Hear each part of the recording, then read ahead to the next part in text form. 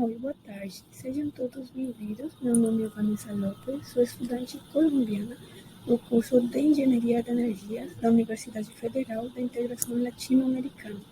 Hoje vou apresentar para vocês meu trabalho de conclusão de curso, titulado Aplicação do CEVAR no Planejamento da Operação do Sistema Interligado Nacional. Esse trabalho foi orientado pelo professor Jorge Ledesma e coorientado pelo Rafael José de Andrade. A continuação, vamos ver os tópicos a serem apresentados. Iniciando, durante os últimos 20 anos, o mundo vem apresentando perdas de armazenamento de água terrestre de aproximadamente 1 centímetro por ano, gerando severas dificuldades, entre elas a crise hídrica. As fontes renováveis de energia representam uma alternativa para a mitigação das mudanças climáticas, mas elas também são dependentes das condições climáticas. O Brasil, por ser um país com dimensões continentais, apresenta 6 tipos diferentes de clima, destacando entre eles o clima tropical, o qual se encontra nos 4 subsistemas em que o sistema elétrico brasileiro é dividido. Ele se encontra no norte, no nordeste, no sureste e centro-oeste e uma pequena parcela dele no sul. O clima tropical tem presença marcante de 2 estações, a estação seca, que ela vai de maio a outubro, e a estação úmida de novembro a abril. Na estação úmida, as temperaturas são elevadas e se tem presença constante de precipitações. No subsistema em que o Brasil se encontra dividido, encontram-se interligados entre eles, o que permite reduzir o custo de operação e aumentar a confiabilidade do sistema. Só no subsistema Sureste e Centro-Oeste contém o 69,7% do armazenamento total. Entre os estados de Mato Grosso, Goiás, Tocantins e uma pequena parcela de Minas Gerais, encontra-se uma região denominada como quadrilátero dos reservatórios, onde só nessa região concentra-se os 65% da capacidade de armazenamento de energia dos principais reservatórios de regularização do país. Tanto assim que qualquer alteração no regime de chuva no subsistema Sureste e Centro-Oeste, que é aquele na sul que está vendo na imagem, afeta diretamente na geração hidroelétrica do país. Tanto assim que, ao longo dos últimos anos, as precipitações em algumas das principais bacias hidrográficas integrantes do Sistema Interligado Nacional, o SINVR, têm se mostrado significativamente abaixo da média histórica. Em consequência, as vazões de efluentes dessas usinas também têm se situado abaixo do registrado, apresentando em algumas delas, para o 2021, o pior valor de todo o histórico. Diante um contexto desfavorável, foram tomadas um conjunto de medidas para contornar a crise hídrica. A isso, somado com o avanço da vacinação contra o Covid-19, as atividades econômicas começaram a ser retomadas. Isso provocou um impacto na demanda do sistema. A crise hídrica evidenciada em 2021 foi tão forte que o montante térmico despachado foi bem superior ao indicado pelos modelos de planejamento da operação, evidenciando um deslocamento deste em relação à realidade operativa. Os modelos de simulação do planejamento da operação são o New-Wave, o DECOMP e o DECEM.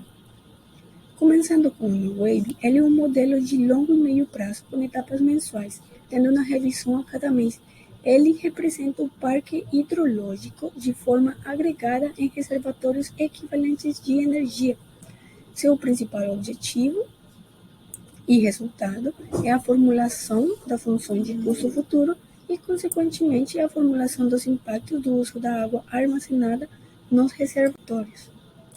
Ressaltando que a função de custo futuro, FCIF, representa as decisões tomadas no futuro, mas elas são influenciadas por aquelas decisões tomadas no presente e está relacionada ao valor da água. Ela, junto com o custo imediato, que representa o custo por unidades termoelétricas, compõe um custo total de operação do setor elétrico. Esse custo total tem como objetivo principal minimizar os custos de operação ao longo do período de planejamento, atendendo um critério de aversão ao risco conhecido como CIVAR.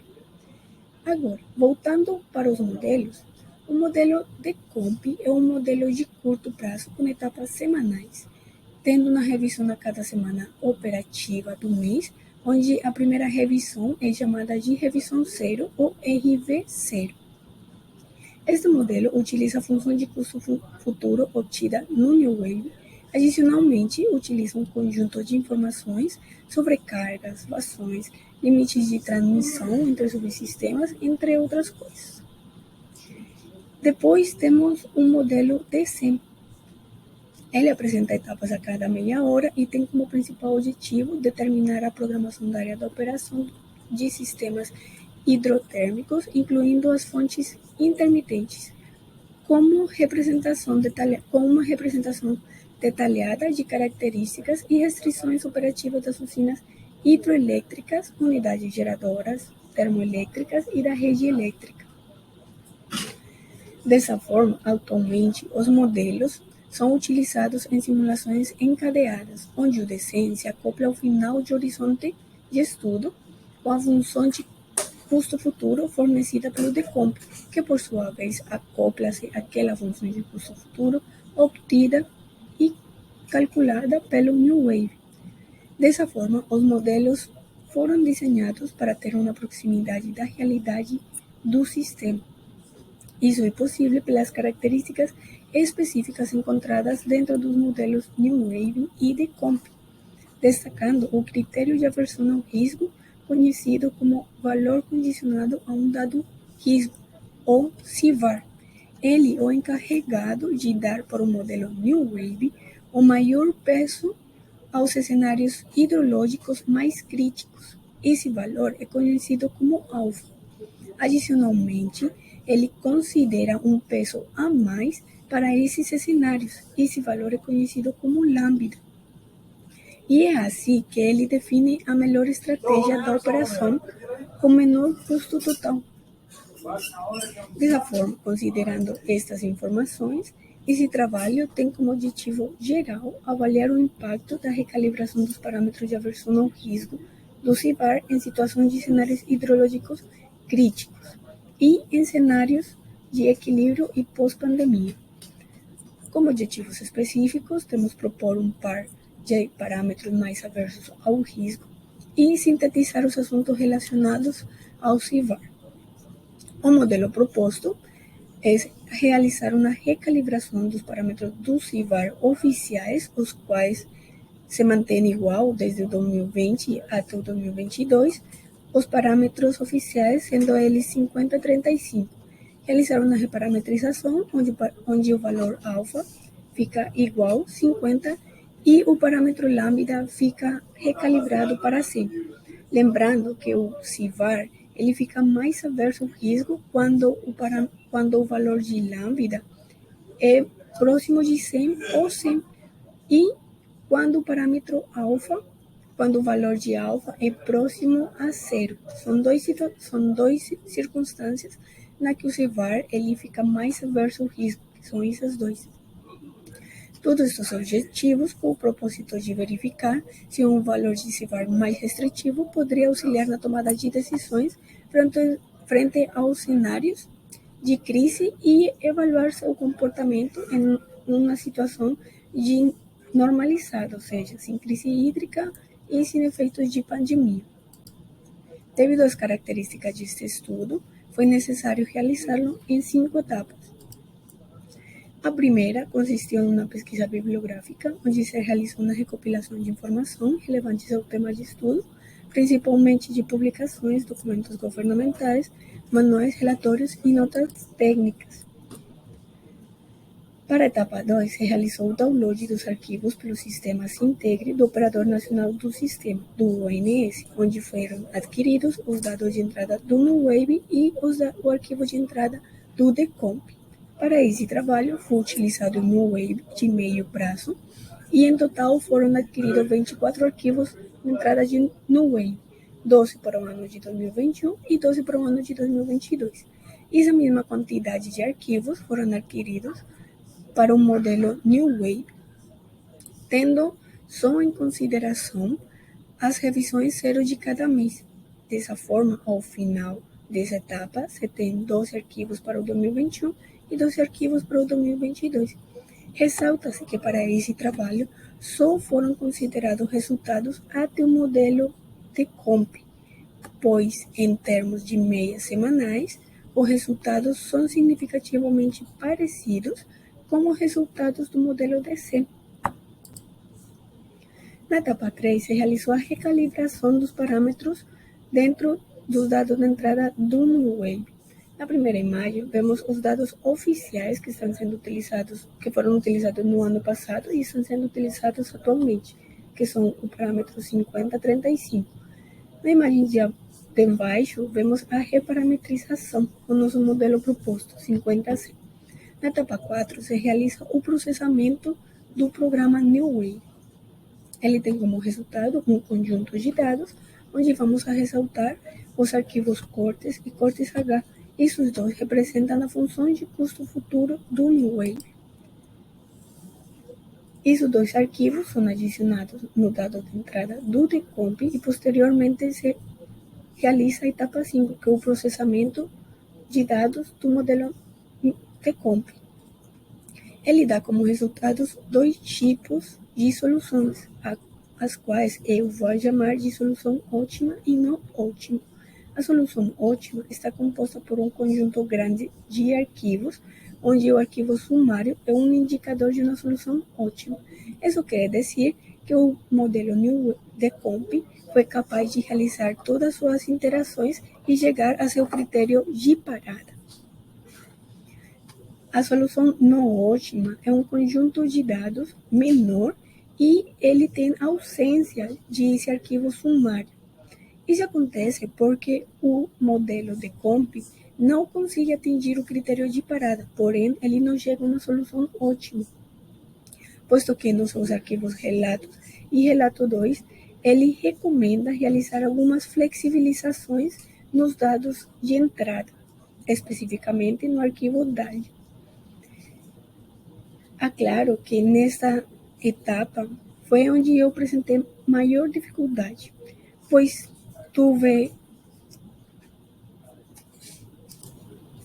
teve que realizar flexibilizações de limites elétricos, de influência mínimas e desvio de água.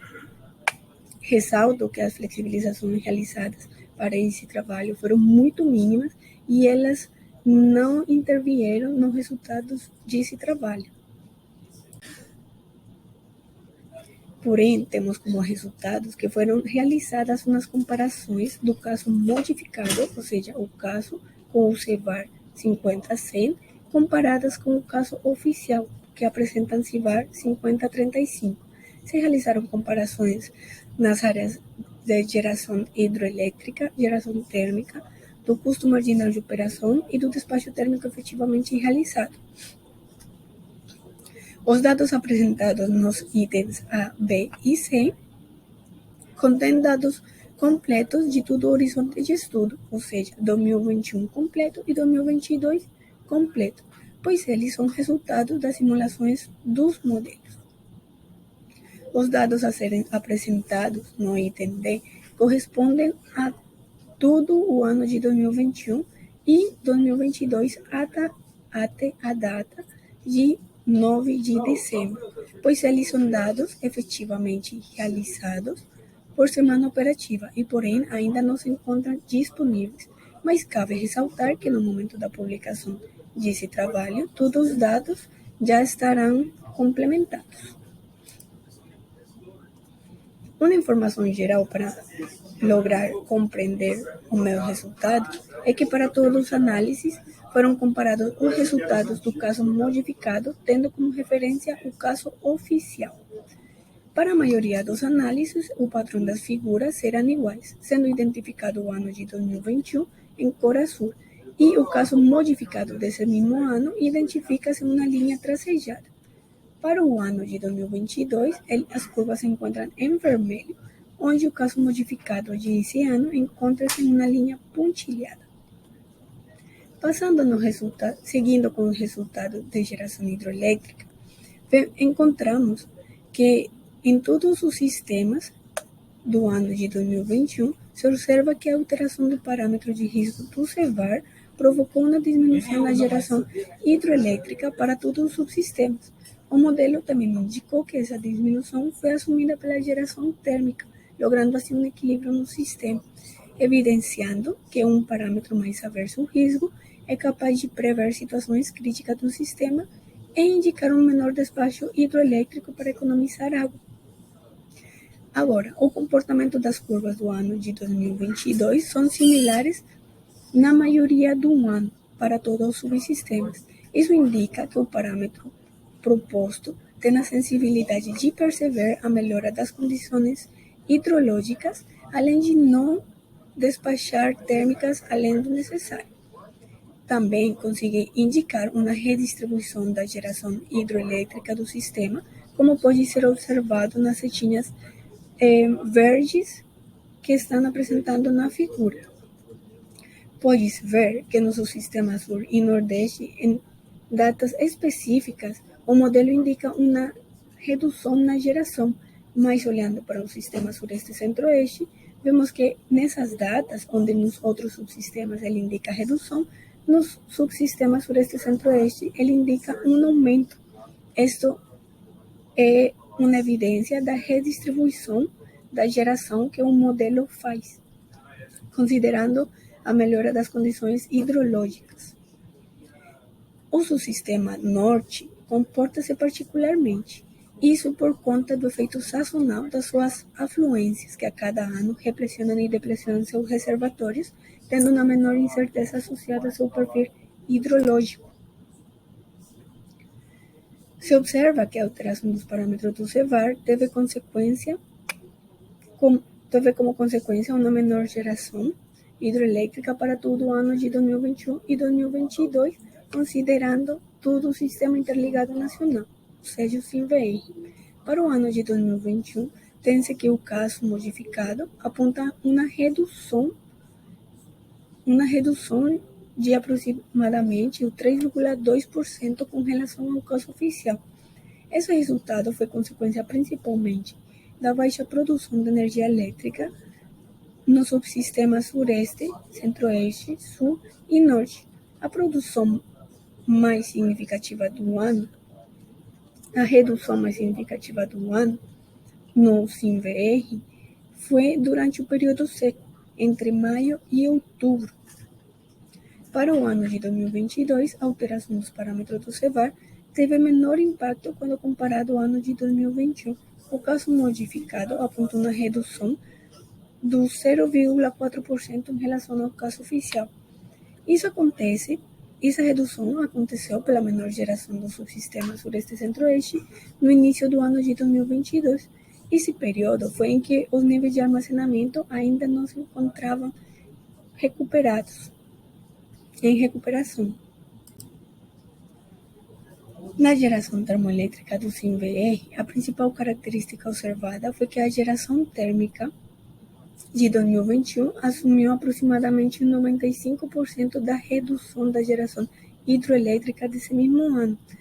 Para o ano de 2022, a geração térmica do SINVR assumiu 80% da redução da geração hidroelétrica do mesmo ano, de 2022. Assim, a alteração do CEVAR gerou aumento anual na geração térmica para o ano de 2021 e 2022. Entre setembro e outubro de 2021, apresentou-se o pico do período seco, pelo que o modelo continua percebendo a necessidade de indicar mais térmicas a serem despachadas por ordem de mérito, ou seja, o ordem de mérito é a geração despachada em ordem ascendente de custo. Comparando as trajetórias das curvas entre o caso modificado e o caso oficial de 2021, observa-se que o modelo busca atender os parâmetros de risco indicados, apesar do caso modificado estar em influência de um CEVAR mais rigoroso. Os resultados do modelo são bem similares com aqueles do caso oficial, principalmente a partir do final de fevereiro, sendo que o momento em que os reservatórios já estavam com níveis mais confortáveis. Esse comportamento corrobora que o CEVAR atua em forma efetiva e não provoca despacho térmico desnecessário quando percebe situações de melhora, ou seja, situações mais equilibradas do sistema. O custo marginal de operação é o custo por unidade de energia produzida para atender um acréscimo de carga do sistema. Dessa forma, os resultados do custo marginal de operação, ou do CMO, representados nas figuras que você está olhando, a recalibração teve como consequência uma modificação nele para todo o subsistema, notadamente entre julho e outubro de 2021, onde atingiu valores de até 4.890 aproximadamente megawatts. Esse valor foi bem superior àquele indicado pelo caso oficial, que foi de 2.580 aproximadamente megawatt-hora. Mas esse valor do caso modificado foi bem mais inferior do custo de déficit para esse ano. Lembrando que o custo de déficit representa quanto custa para a sociedade a insuficiência da oferta de energia elétrica. A partir do ano de 2022, se observa que a alteração do CEVAR provocou modificações concentradas no início do ano, momento em que foram indicadas mais térmicas, especialmente para os sistemas Sureste, Sul e Nordeste. No resultado do despacho térmico efetivamente realizado, foram analisados o despacho térmico verificado, o DTV, aquele em verde, o despacho térmico por motivo de garantia energética, aquele em linha pontilhada roxa, e o despacho térmico sem garantia energética, ou seja, o despacho térmico realizado por outro tipo de motivo. Lembrando que o despacho térmico por garantia energética significa que o sistema está garantindo o suprimento energético sem importar o custo do despacho térmico. O gráfico é dividido em duas partes. A primeira representa as semanas operativas de 2021 e a segunda são as semanas operativas de 2022. Ao longo de 2021, o despacho térmico verificado, aquele em verde, teve uma média anual de 13.155 megawatts, o qual é formado por 31% dele de despacho térmico por garantia energética, o qual se considera bastante alto, e os 69% dele é conformado por outro tipo de despacho térmico. O despacho térmico por garantia energética foi concluído no final de abril de 2022. Durante esses primeiros anos de 2022, o despacho térmico por garantia energética obteve uma média de 3.162, consideravelmente alto novamente. Observa-se que a partir de maio, final de abril e começo de maio, as curvas verdes e amarelas se igualam exatamente no mesmo período que o despacho térmico por garantia energética conclui. Isso indica o retorno da estabilidade da carga e a normalização nos níveis das bacias que compõem o SINVER. Comparando os dados efetivamente realizados com aqueles do caso modificado, observa-se que a alteração dos parâmetros de aversão ao risco fazem com que o modelo tenha a sensibilidade de indicar a desconexão das térmicas mais caras no início do período úmido, como está vendo aqui. Um caso modificado, que é aquele em vermelho, se observa que na primeira semana operativa de novembro, ele indica uma redução das térmicas. Agora, quando o sistema deixa o despacho térmico por garantia energética, que seria a segunda parte do gráfico, observa-se que a trajetória das curvas do caso modificado, que é aquela em vermelho, o caso oficial, que é aquela curvinha azul, e o despacho térmico verificado, que é a verde, eles apresentam perfis de trajetórias similares. Isso corrobora que a metodologia do CEVAR é ainda mais efetiva quando aplicada com parâmetro mais adverso ao risco. Anterior fica mais evidente na linha de tendência dessas três curvas. Pode-se observar que a curva de tendência do caso modificado, que é aquela linha reta pontilhada vermelha, ela fica mais acima daquela linha pontilhada azul, que é do caso oficial. Ou seja, ela fica mais próxima ao despacho térmico efetivamente realizado no momento de crise, que seria essa área aqui. E ela vem se igualar para o final, ela vem a ser igual na segunda parcela, ou seja, na segunda parte do gráfico, ou seja, quando o despacho térmico por garantia energética já ha concluído. Isso aqui é um indicador de aderência do CIVAR com a realidade operativa. Além de atender à necessidade do sistema, o CIVAR consiga com que o modelo fique mais aderente à realidade operativa, como já foi dito. Dessa forma, concluímos que a alteração dos parâmetros CIVAR teve como consequência uma menor geração hidroelétrica na maior parte do ano de 2021, onde essa redução foi assumida pela geração térmica.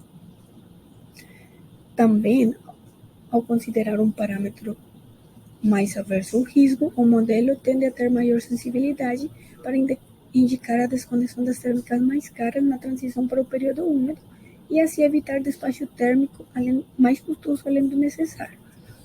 O modelo percebe com a reparametrização, o modelo percebe os momentos críticos do sistema, economiza a água dos reservatórios, apresenta uma melhora na aderência para determinar uma melhor geração hidroelétrica, podendo levar uma redistribuição da geração entre os subsistemas e ainda assim atende às necessidades do sistema elétrico nacional.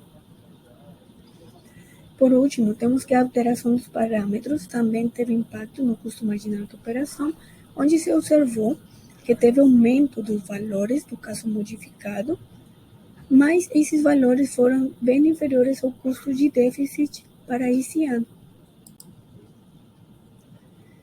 Algumas recomendações gerais para trabalhos futuros de reprodução desse estudo, se recomenda garantir em utilizar as mesmas versões dos modelos New Wave de Comp e seguir as recomendações do modelo de Comp quando realizar as flexibilizações.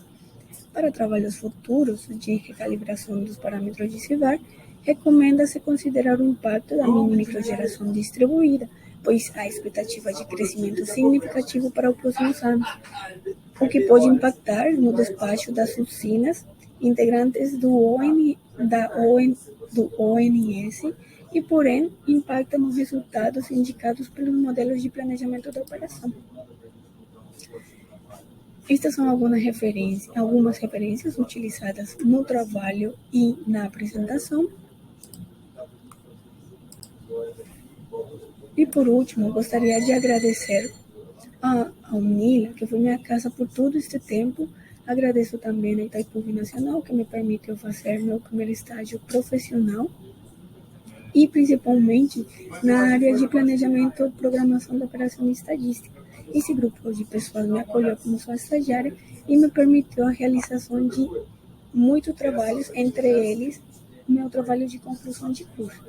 Quero agradecer também a meu orientador e meu orientador. Eles estiveram sempre do meu lado, foram um grande apoio e eles fizeram tudo o que estava a seu alcance para que eu pudesse melhorar cada dia mais e assim ter um trabalho desse jeito para apresentar para você, um trabalho bom, né? Também quero agradecer aquelas pessoas que estiveram involucradas indiretamente no desenvolvimento desse trabalho, pois elas foram um apoio emocional bastante grande e importante em todo esse processo. E isso foi tudo. Muito obrigada pela atenção.